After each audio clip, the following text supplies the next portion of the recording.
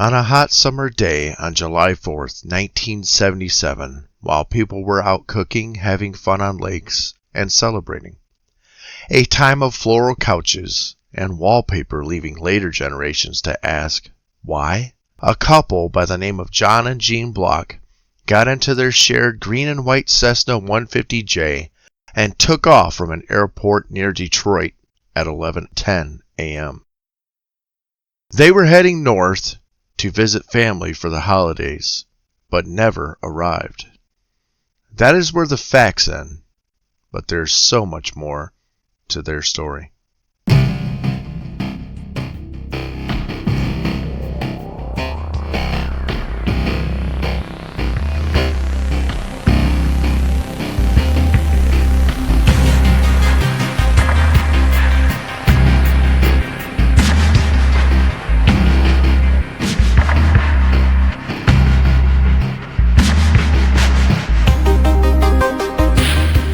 John Block was born in 1920 and served in the United States Army Air Corps in World War II. While enlisted, he drove trucks and later became a dispatcher, even training as a firefighter. 2 weeks after his discharge in 1945, John and Jean were married. Soon after, they had 2 sons, John Jr. and Michael. The family resided in East Point, Michigan, on the east side of Detroit. John earned his pilot's license in 1947, where he could, by all accounts, perform stunts as barrel rolls and loop-de-loops. Jean was not fond of flying. However, she would accompany John when he flew. Jean was a good mother, wife, and friend. She was active with her friends and family. John was a VFR-rated pilot, meaning he would rely on following roads for navigation and wasn't trained to fly solely by the plane's instruments, also known as a farmer flyer. By 1977, the boys had grown up. John Jr. lived and worked near Traverse City, Michael near Mayo, Michigan. The two would often fly to see the boys for family events or holidays. Berz-Macomb Airport is an airport that no longer exists. It is currently a quiet neighborhood. We'll leave a link for it below. This is the airport that John and Jean took off from. The plane they were flying in was a 1966 Cessna 150J that John co-owned with a friend. The green and white plane was in the process to be changed into a search and rescue plane, and its wing and tail tips were painted bright orange. The aircraft registration number painted on its tail was November 50935. The plane was capable of flying 122 miles per hour, or 196 kilometers per hour, and up to 10,000 feet, or 3,048 meters. The range of the plane would allow him to fly roughly 2.5 hours without refueling, if he left with a full tank. When John Block took off, it was 80 degrees Fahrenheit, or 26 degrees Celsius, and overcast skies with a drizzle of rain, hazy with a dew point of 70 degrees Fahrenheit, 21 degrees Celsius. And a westerly wind roughly 12 miles per hour, or 19 kilometers per hour. Barometric pressure hovered around 30 inches of mercury, or 762 milliliters of mercury. This was the beginning of a heat wave that would push the jet stream north, fully into Canada. Scattered thunderstorms dotted his flight path. Visibility in some areas varied due to thick haze. At its worst visibility, it was as low as 2 miles or 3 kilometers. In this haze, John and Jean departed at 11:10 a.m. for an airport near Mayo, Michigan, known as Lost Creek Sky Ranch. Lost Creek Sky Ranch is in Luzerne, Michigan, and it is west of Mayo. The airport is roughly 155 miles or 249 kilometers as the crow flies from Detroit Airport. But John as a VFR pilot, and someone who did not like flying over water, would not have flown over Saginaw Bay. Instead, he would have followed I-75, making the trip closer to 173 miles or 278 kilometers. Although there is no record of a radio call to Lost Creek Sky Ranch, there was, however, a report from the Civil Air Patrol in Midland, near Bay City, receiving a call seemingly from John and to Lost Creek Sky Ranch. The times are inconsistent for this report, as being heard at either 1 p.m., 1:30, or 1:50 p.m., and there is no record of who heard that call, though this time frame somewhat lines up with the expected arrival time. Any slight delays may have been due to John avoiding bad weather. There is, however, another report that completely conflicts with the Civil Air Patrol's possible radio call interception. At 12:50 p.m., there is a report that John landed at Fitch H. Beach Airport in Charlotte, Michigan, near Lansing.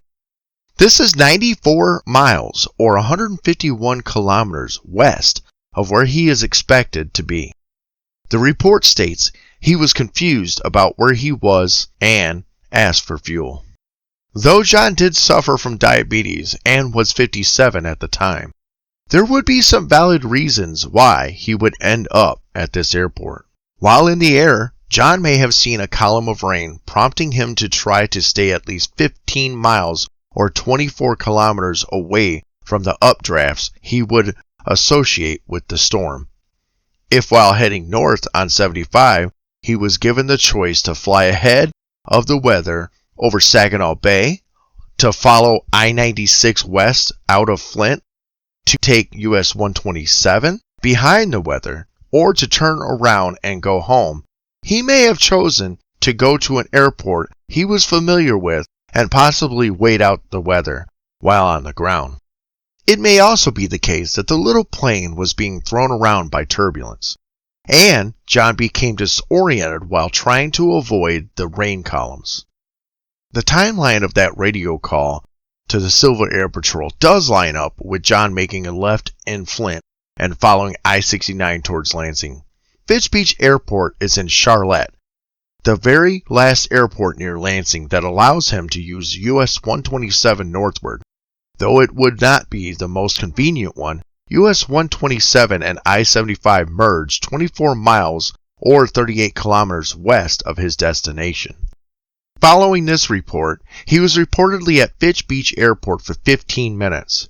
While there, he asked for fuel, which he now needed to be able to complete his flight to Lost Creek Sky Ranch. The pumps were all closed.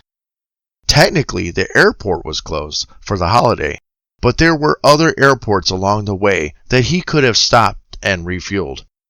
That is, if he could reach them. Through the scattered storms, there are no reports of any other refueling attempts by John.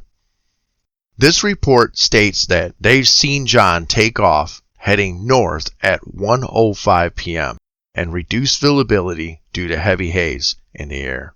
The plan, however, was for John and Jean to visit Michael and Mayo and then fly to see John Jr. near Traverse City. If the weather was severe, it's possible he diverted to Acme Airport in Williamsburg. There are a few reports of possible sightings and psychic visions, but nothing lines up time-wise or has been found in the reported areas. There are a few theories of what happened to John and Jean. Some say they got abducted by aliens. Some that he through a portal and he's in a different dimension. Some that he crashed and he's in a body of water, and he's in the woods. None of these leave little hope for the family.